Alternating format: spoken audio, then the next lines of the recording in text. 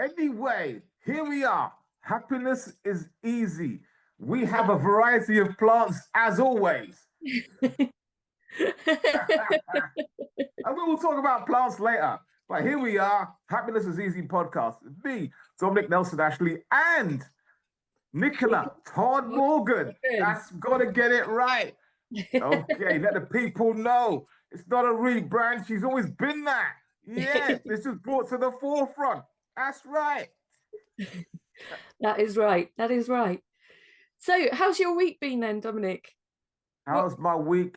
It's been interesting. I felt a bit under the weather, but sometimes you just got to power through because it's very easy to go like, I got aches and pains. I don't feel like doing this. All that kind of stuff, which ties into our topic of today, hobbies and interests. Now that as a parent, technically an empty nester. But my daughter's coming back this weekend. Well, it's not a weekend. She's coming up on Thursday, leaving on Sunday. It feels like she's going to be moving back in because she dominates when she arrives. I mean, that's how it is.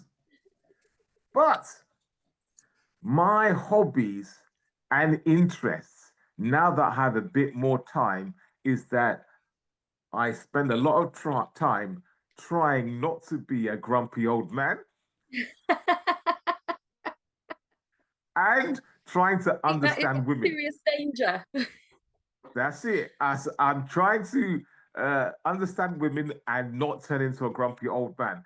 Those are my hobbies and interests now, and they take up a tremendous amount of time. And I will give you some examples in a moment after you've told me about your hobbies and interests. Well, I am going to come on to that, but I'm probably going to get interrupted because there was an order, a thing that's supposed to be being delivered at 8 o'clock this morning, which is still not here. And I've had a message saying it's nearly here. So I'm probably going to have to dash, but that's okay. But because it won't take me long.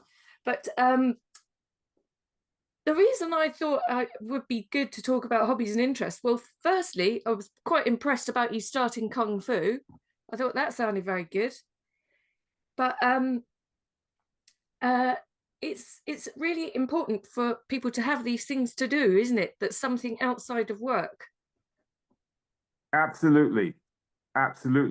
And, my wife has said to me, when am I going to start enjoying Kung Fu? Because every time I come home, I go like, that hurts. That hurts. I told them bits hurt, and they said, and my wife told them, who's a physio, said like, tell them to go easy on you, and I told them that, and it transpired that they didn't go easy on me, or their definition of easy on me didn't match my definition of easy on me. So sooner or later, I will reach the stage of enjoyment, but like with many things at the beginning, it's just graft. It's just a learning curve. When I started doing music, scales, dull, trying to get a sound out of a violin. Anybody who's ever tried to play the violin, when you start off, it sounds terrible.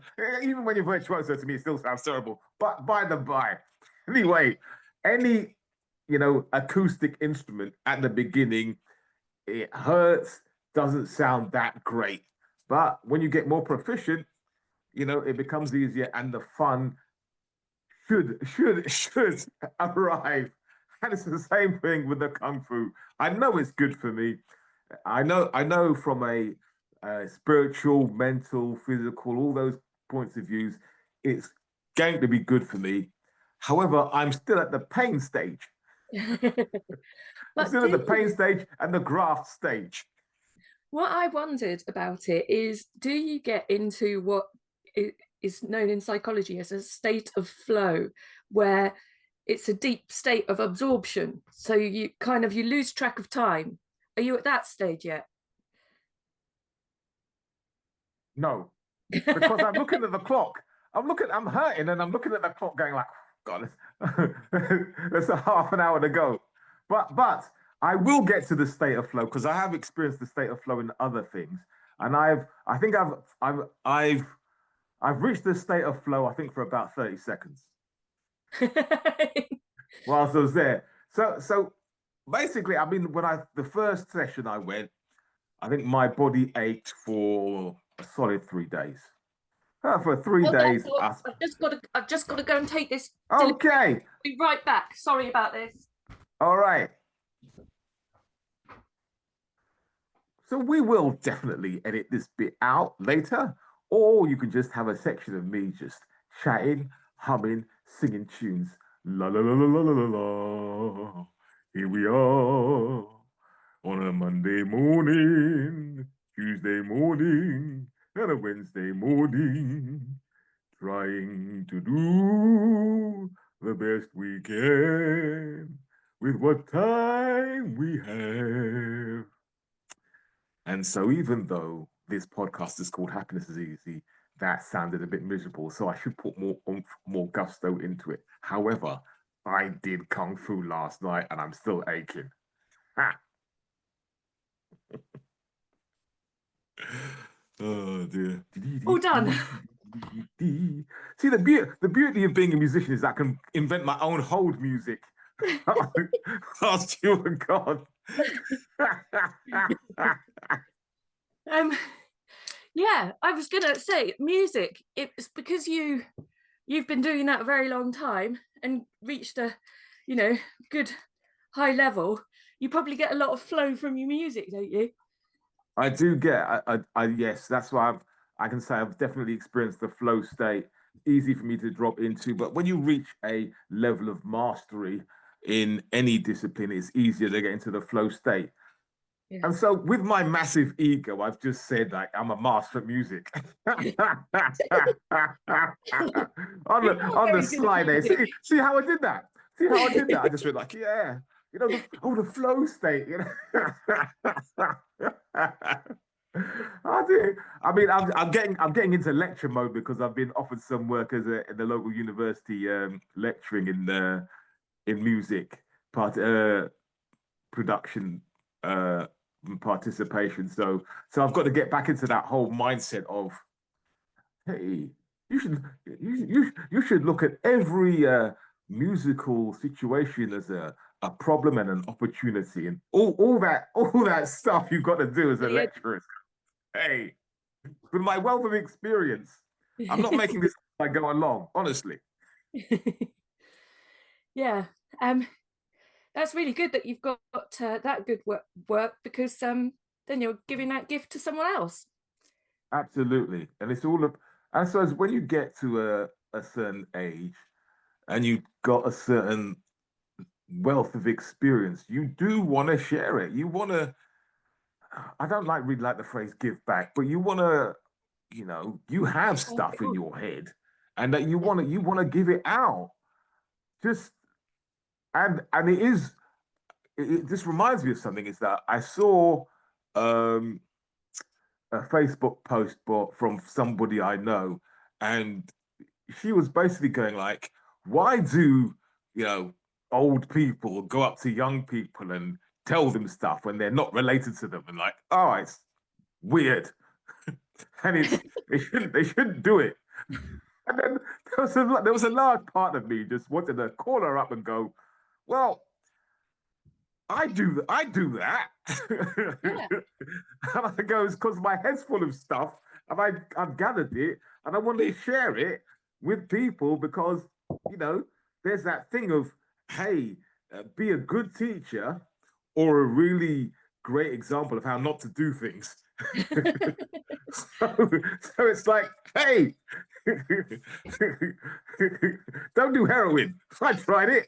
I wouldn't recommend it. That kind of thing. Yeah. I mean, I haven't done that, but you get the gist, my general gist. I follow your gist. Yeah. So, I mean, we do live in a world these days where people become more and more insular, and there is less of that community thing. So, I think for people of our generation, you know, I think it's quite natural to go, oh, or perhaps where you've lived or the community you're from, you know your neighbors, you know the people in the street. You talk to them, go like, oh, such and such. You share information. You see somebody, a youngster, you go, hey, watch out for that. Don't run into the road. Da da da da. Whatever. But I think with the very nature of life today and the younger generation, even it even sounds weird me saying the younger generation, are more insular and more of like, don't interact with me because I don't know you. Oh, you might be scary. You might have nefarious plans. Yeah, there probably is. There is a bit of an element of that, isn't there? And of course, they've Mm, got so much technology. They that's where they get their information from instead of having to ask mm. someone.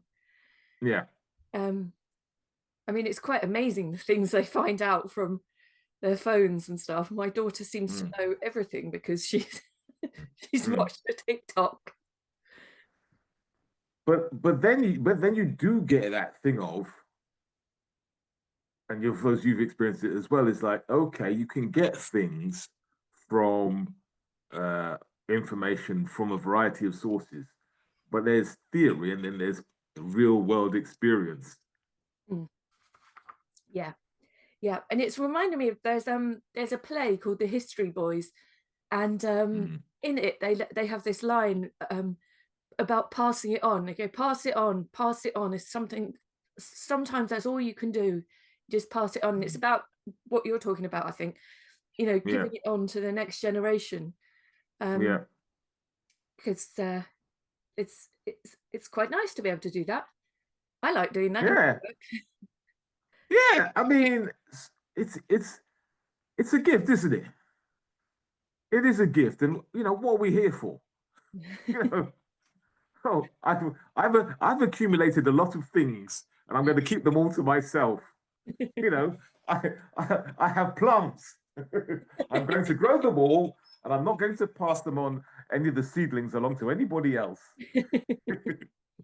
Yeah. even though I don't need them. So what's with all the plants then, Dominic? Is this a new interest of yours? um, no, I'm a firm believer that this is an intrinsic part of all women. Really, I think they get to a stage and they get no matter what, whether they've had an interest in plants before, they start getting into growing things. And That well, I don't think that's just women actually. My husband's really into growing things, but I have got more into it, but I think it's the need to nurture. yeah, I've but been nurturing yes, kids for a long time, and then it's like, what can I look after now? yeah. So yeah, I would agree with that, but there's different ways of nurturing, isn't there?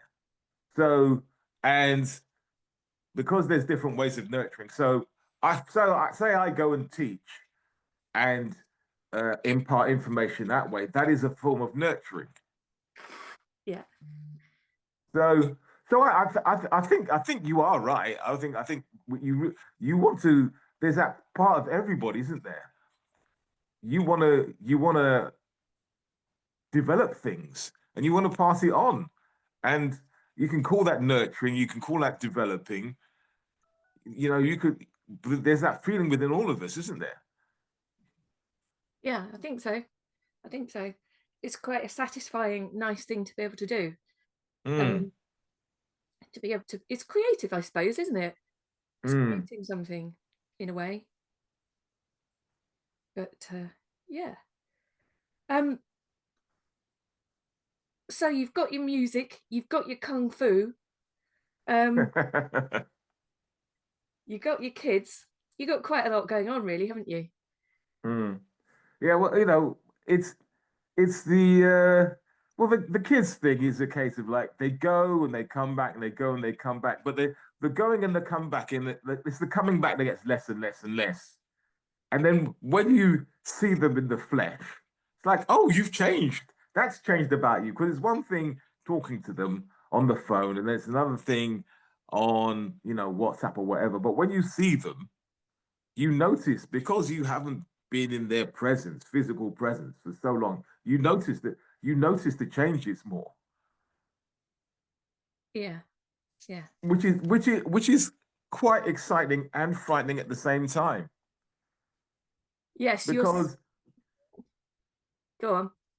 because you it's that thing of, okay, they're getting older, you are getting closer to the finish line. Da da da. It is a there, isn't it? It is. You go, you think you hit that sweet spot of like, okay, the kids have gone, I have more time. And then you look, yeah, you look one way and it's like your kids are there. And then you look the other way, and then, oh, you have your parents, and then they start getting older and passing away, and then you go like, oh, I've moved up the line. Because Yeah. like your children then have grandkids. You end up having grandkids. It's like, right, that position. I used to be the child, and then it moves along the line. You move along the line. It's like, No, I use the analogy of the, at amusement arcades, there's machines where the coins are going backwards and forwards, and you put a coin in the yeah, and some of it tip over. I think it's yeah, like that. It's like mm, you're getting closer to the edge. yeah, yeah.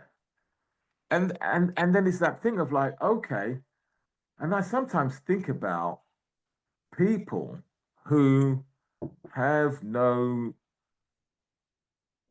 family close by, or have been divorced, or are single in their older age, and it must be it must be quite terrifying, really, because I mean, there's something in me that goes, okay, I know I haven't got grandchildren yet, but as I further I move, the older I get, and I'm closer I get to the finish line, at least I know that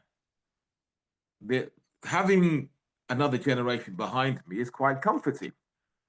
And which also ties into the, okay, I have knowledge in my head that has taken me a long time to gather. I better spread it out because I don't need all of it anymore. Let's give it away. Gotta give You it know, away. Yeah.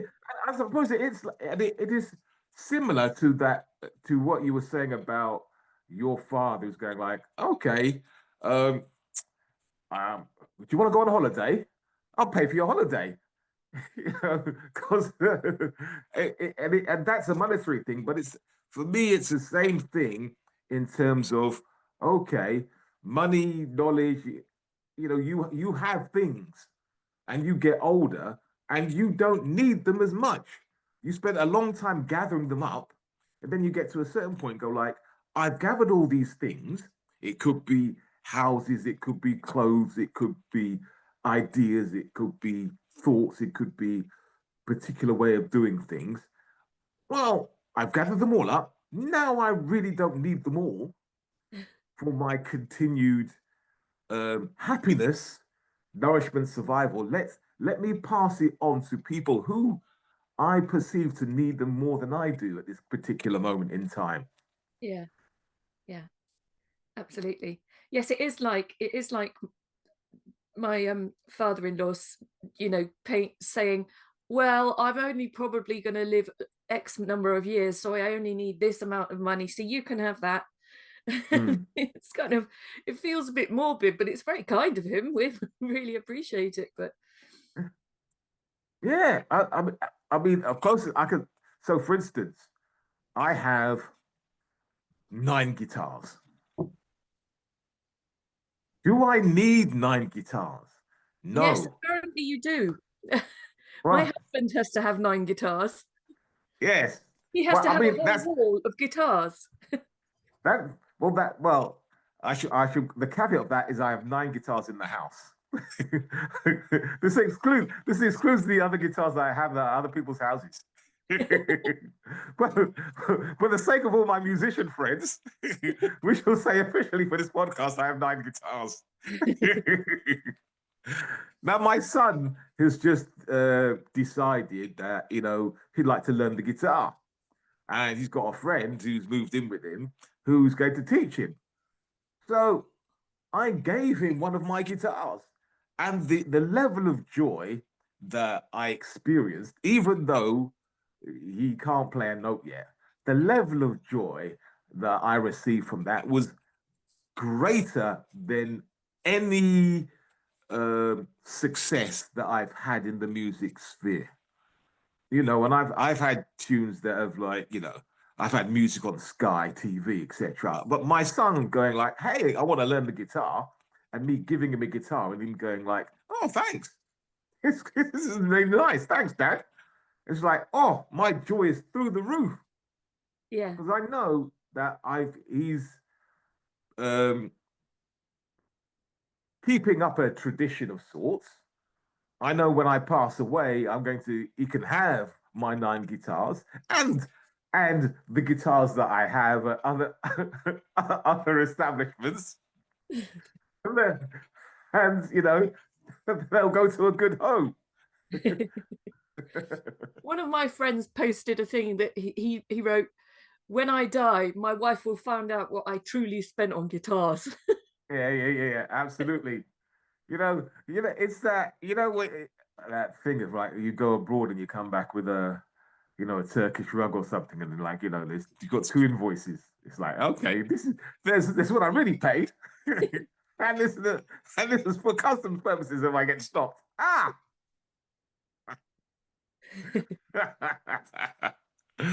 Oh, yeah. And well, if I die, they'll find all the guitars I have at other houses will come back. What's this? Well, my husband tells me that guitars are an appreciating asset. They go up in value, so it's a good investment. That's his Yes, story, and he's sticking to it. absolutely. I will fully agree with that.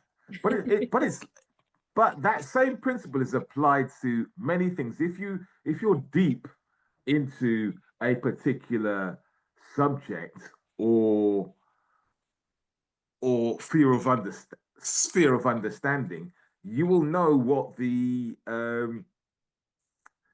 good deals are and what appreciates. Mm. So for example, once upon a time, um, I was talking to this guy and said, "Oh, these people, the school has this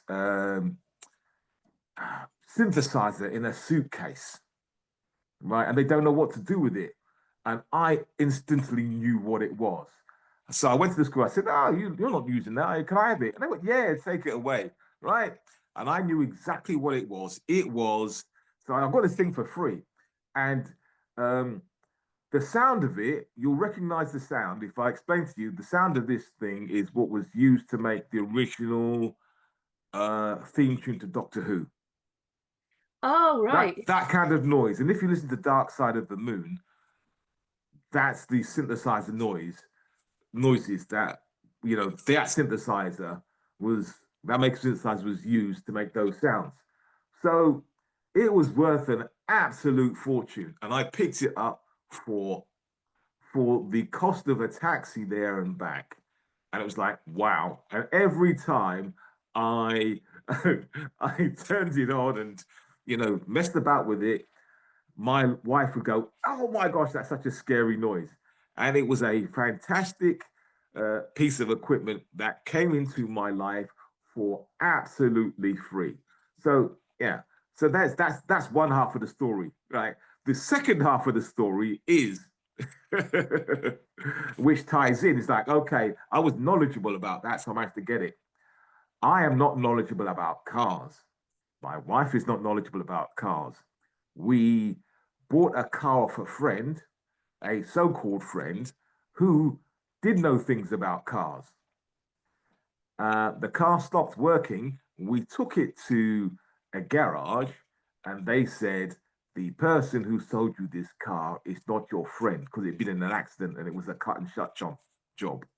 And Yeah. we had been driving around uh, our 2-year-old son in it. And so, so basically, their cars are right off. They said, "No, you're not driving this away. Whatever it's, it needs to be decommissioned right now." And so we were without a car, and so I I got on a train, took this synthesizer to a vintage synthesizer auctioneers, uh, sold it for whatever cash I could get at the time, and I knew they would turn it around in like a week, double the price, but I needed the cash there and then because So you my haven't got wife and son needed to get about. So, so yeah, that was money comes in, money goes out. Money came in because I knew about a particular uh, industry. I lost money and was actually in a perilous situation because I didn't know about another industry. yeah. And yeah, and that money came in, that money went out, and the upside of, or well, the down, the upside of it is that my family is safe. The downside of it is that my friends still take the mick out of me for going like, "Oh yeah, you had that fantastic synthesizer, and now you don't have it anymore." And occasionally they send me pictures of similar machines that go for like a lot Just of to money, taunt you. and I just to torture me. I just got to go. It is what it is. That is quite a shame that you had to get rid of that, but at least you had it for a little. but but that's just the way of life, isn't it? That's just the way of life. What's important? What is it? What are the important things? The important things are your family, your happiness, your safety. And through life, you gather loads of things, and then at some stage you go, all these things that I've gathered, houses, ideas, money. Sometimes you got to go like, right, okay, do I need all these for my future? Nope. And you give them away, or you know pass them to other people more um, needing than yourself. Yeah, yeah. But I think that's one of the reasons though for writing, because um all these things, material things and stuff, they're all not going to they're going to go, they're going to dissipate, they're going to go to different people and things like that. Whereas if you've written something down, that can outlive you. Do you see what I mean? So you don't Absolutely, yeah. fear. Yeah, that's exactly my viewpoint. In fact, I was asked that question, why do I write? And I go like, yeah, my words are going to outlast me. My music might not outlast me because sometimes that's very, there's a very fashion orientated. Though, like this sound is hot this week, yeah. So the sound, what you've been, your musical viewpoint is not what's hot now, but words. There's something about words. It's like the essentials, the essence boiled down. You know, those can Music go has got on some, and on and on for centuries. yeah, yeah. But I mean, I do think music has got some of those qualities as well. I get what you Mm, mean about fashion, but things come back, don't they? There's mm, always a lot of interest in retro stuff. yeah. So even if something isn't trendy for a while, it could easily, Mm. just as easily, come back. Yeah, yeah. You have a point there, but I mean, I suppose it changes, isn't it? It changes as we get older and older and older. You go through different phases.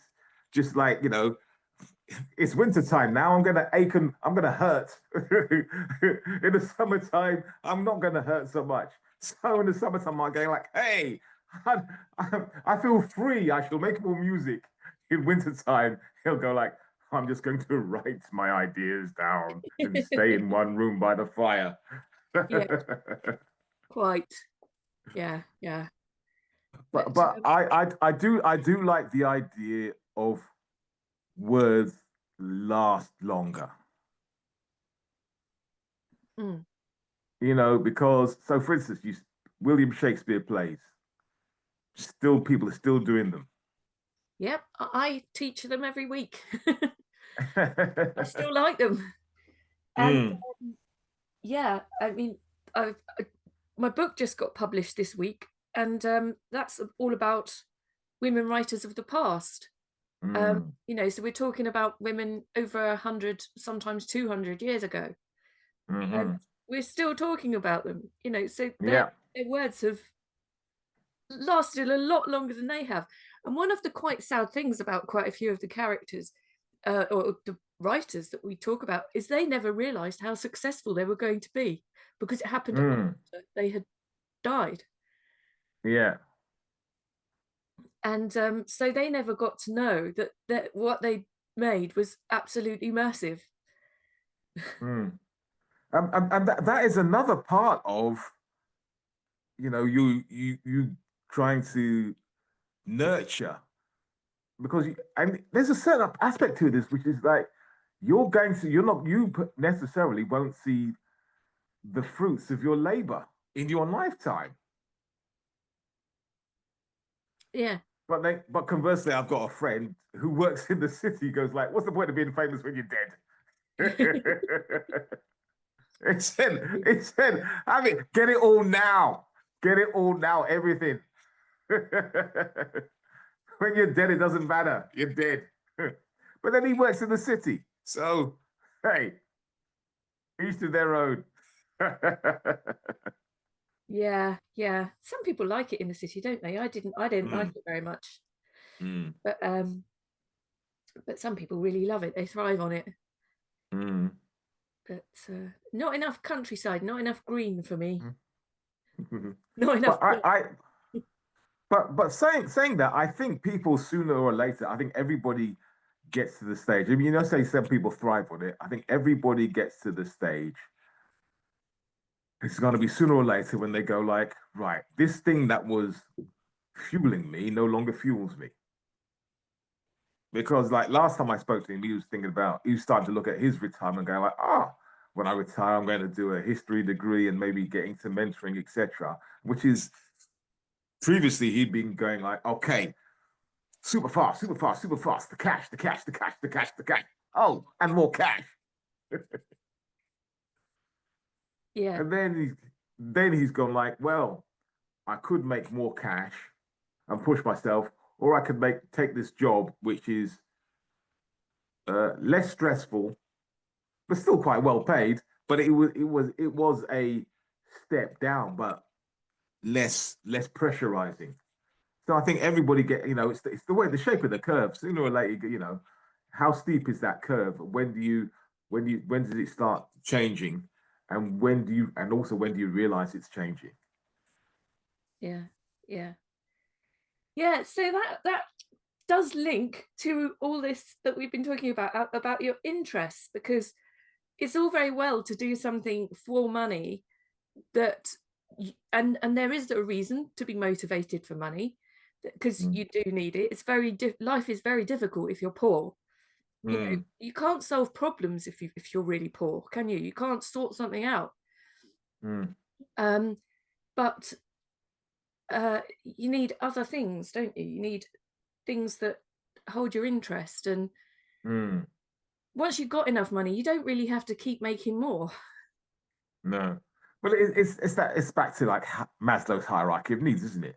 Once you've got the once you've got enough heat and light, then you can build on that. But if you're unfortunate enough to not have those things met, then they consume all your waking hours, Yeah, so and I so you think, don't have that spare capacity to go like, oh, I'm going to be generous with my thoughts and my deeds and my actions. You are in that constant survival mode, and also if you're the older you get, the less capacity that the body has to do those things. yeah, yeah.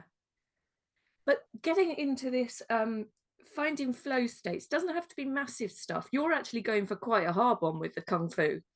It's why I'm so impressed with your kung fu, because you can have little micro hobbies like cooking and doing puzzles and gardening and really sort of small activities, but that have enough challenge to keep you interested and bring you some happiness. Yeah. But okay. What are the psychological benefits of the flow state? Ah, well, you feel better. Um, you you build mastery and confidence, something you've already mentioned earlier with regard to your music, and you have joy in that present moment. So that's so then you get more positive emotions, and that brings about more positive emotions. So you end up in a generally happier state. Right. So if that is the case, then it is our top tip would be to find something which will be able to get you into the flow state as Yeah.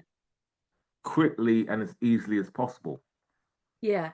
So for that, you need clear goals. You need to get some immediate kind of feedback so you can see what you're achieving. And it should be challenging, but not too hard. So not totally uncomfortable. So whereas with your kung fu at the moment, you're not yet in your flow state because at the moment it sounds like it's a bit too hard. So you're trying to get out of there and looking at the clock to go home. But when you've been doing it for longer, it might become more like your music for you, where once you've got Mm, that right level of mastery, it might turn out to be a mm. really good hobby, or you might just give up. But what do you think? Do you think you're going to keep doing it? I think I'm going to keep doing it. Purely for even if I will enjoy it eventually, and but the main angle for me is the fitness angle, which as we all get older, we need to keep moving.